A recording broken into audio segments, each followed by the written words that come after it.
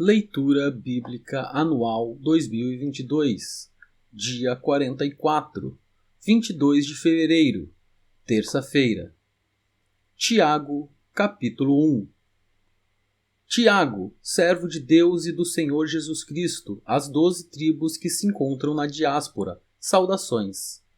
Meus irmãos, tenham por motivo de grande alegria o fato de passarem por várias provações, sabendo que a provação da fé que vocês têm produz perseverança. Ora, a perseverança deve ter ação completa, para que vocês sejam perfeitos e íntegros, sem que lhes falte nada. Se, porém, algum de vocês necessita de sabedoria, peça a Deus, que a todos dá com generosidade e sem reprovações, e ela lhe será concedida. Peça-a, porém, com fé, em nada duvidando, pois o que duvida é semelhante à onda do mar, impelida e agitada pelo vento. Que uma pessoa dessas não pense que alcançará do Senhor alguma coisa, sendo indecisa e inconstante em todos os seus caminhos. O irmão de condição humilde glorie-se na sua exaltação, e o rico na sua humilhação, porque ele passará como a flor do campo. Porque o sol se levanta com seu calor ardente, a planta seca, a sua flor cai e a formosura do seu aspecto desaparece. Assim também o rico murchará em seus caminhos. Bem-aventurado é aquele que suporta com perseverança a provação, porque depois de ter sido aprovado, receberá a coroa da vida, a qual o Senhor prometeu aos que o amam. Ninguém, ao ser tentado, diga, sou tentado por Deus, porque Deus não pode ser tentado pelo mal e ele mesmo não tenta ninguém. Ao contrário, cada um é tentado pela sua própria cobiça, quando esta o atrai e seduz. Então a cobiça, depois de haver concebido, dá à luz o pecado, e o pecado, uma vez consumado, gera a morte.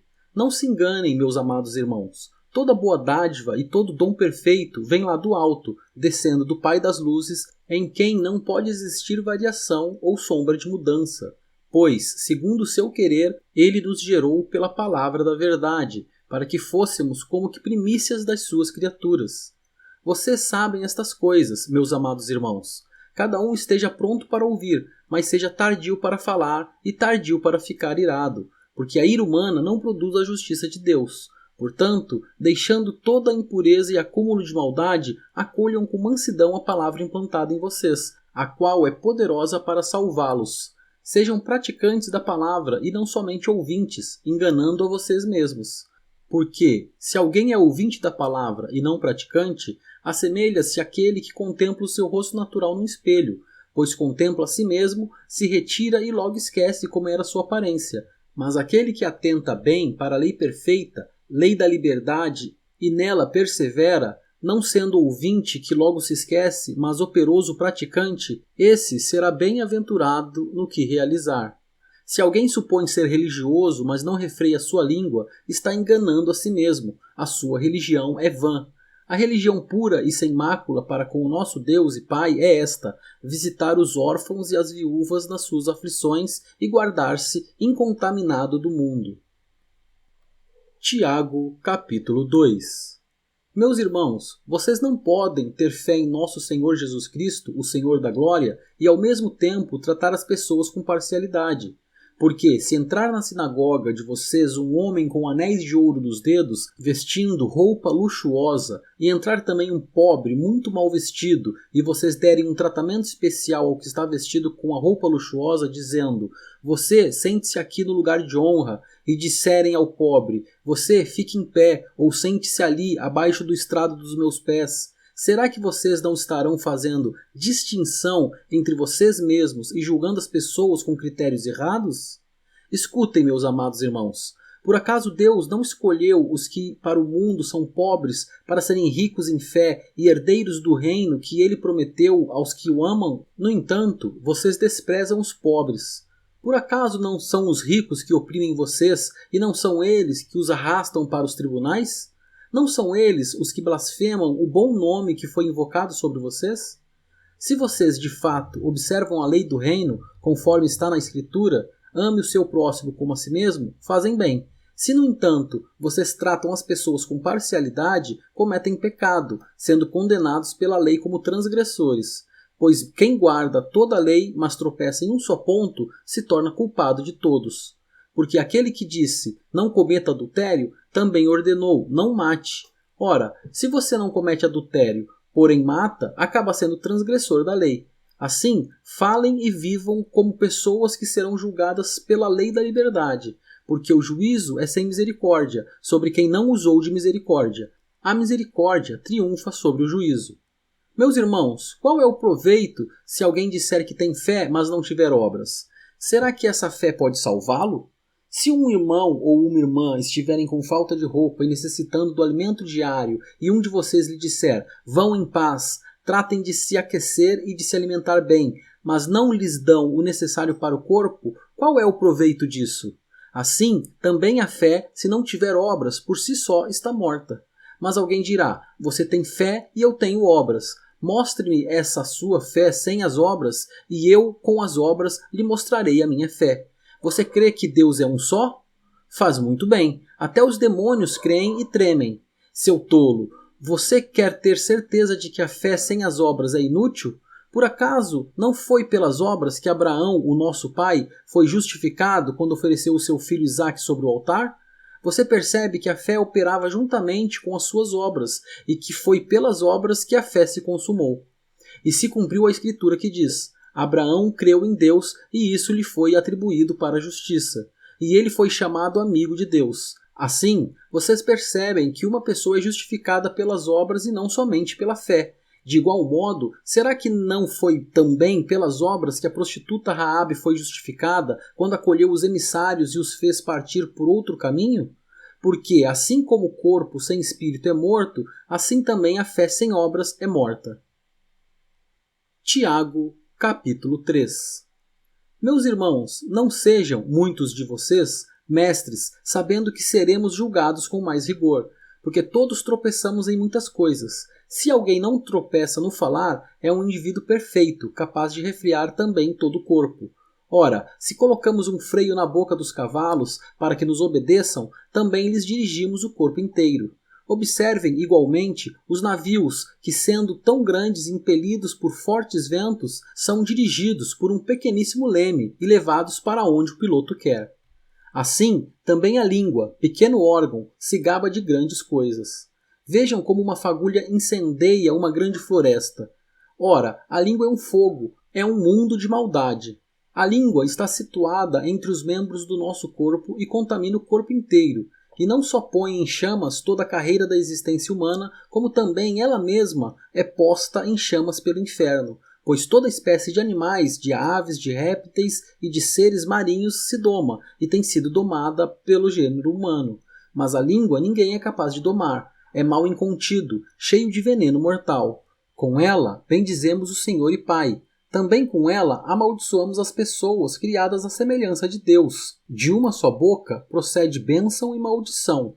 Meus irmãos, isso não deveria ser assim. Por acaso pode a fonte jorrar do mesmo lugar água doce e água amarga? Meus irmãos, será que a figueira pode produzir azeitonas ou a videira figos? Assim, também, uma fonte de água salgada não pode dar água doce. Quem entre vocês é sábio e inteligente? Mostre as suas obras em mansidão de sabedoria, mediante a sua boa conduta. Se, pelo contrário, vocês têm em seu coração inveja amargurada e sentimento de rivalidade, não se gloriem disso, nem mintam contra a verdade. Esta não é a sabedoria que desce lá do alto. Pelo contrário, é terrena, animal e demoníaca. Pois, onde há inveja e rivalidade, aí há confusão e toda espécie de coisas ruins. Mas a sabedoria lá do alto é, primeiramente, pura, depois pacífica, gentil, amigável, cheia de misericórdia e de bons frutos, imparcial, sem fingimento. Ora, é em paz que se semeia o fruto da justiça para os que promovem a paz. Tiago, capítulo 4. De onde procedem as guerras e brigas que há entre vocês? De onde, senão dos prazeres que estão em conflito dentro de vocês? Vocês cobiçam e nada têm, matam e sentem inveja, mas não podem obter. Vivem a lutar e a fazer guerras. Nada têm porque não pedem. Pedem e não recebem porque pedem mal, para esbanjarem em seus prazeres. Gente infiel, vocês não sabem que a amizade do mundo é inimizade contra Deus? Aquele, pois, que quiser ser amigo do mundo se torna inimigo de Deus. Ou vocês pensam que é em vão que a Escritura diz: é com ciúme que por nós anseia o Espírito, que ele fez habitar em nós? Mas ele nos dá cada vez mais graça. Por isso diz: Deus resiste aos soberbos, mas dá graça aos humildes. Portanto, sujeitem-se a Deus, mas resistam ao diabo e ele fugirá de vocês. Cheguem perto de Deus e ele se chegará a vocês. Limpem as mãos, pecadores. E vocês que são indecisos, purifiquem o coração. Reconheçam a sua miséria, lamentem e chorem. Que o riso de vocês se transforme em pranto, e que a alegria de vocês se transforme em tristeza. Humilhem-se diante do Senhor, e Ele os exaltará. Irmãos, não falem mal uns dos outros. Aquele que fala mal do irmão, ou julga o seu irmão, fala mal da lei e julga a lei. Ora, se você julga a lei, não é observador da lei, mas juiz.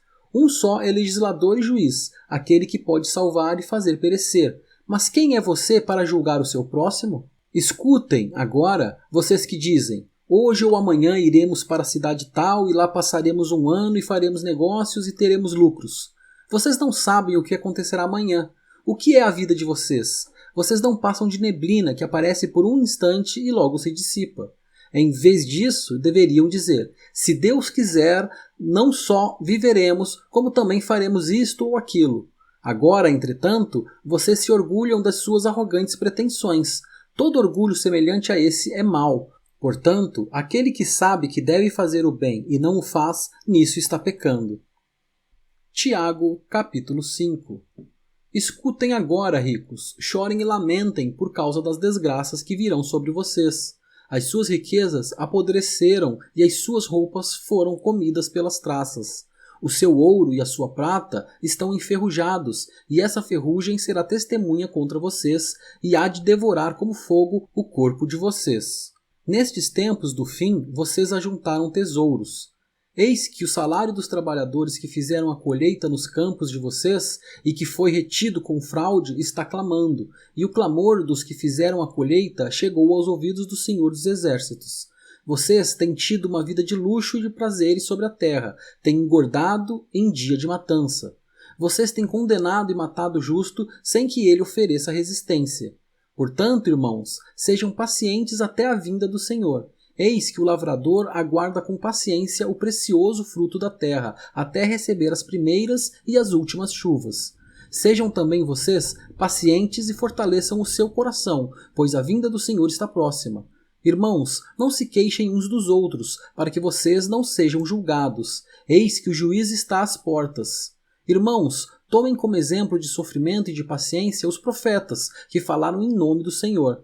Eis que consideramos felizes os que foram perseverantes.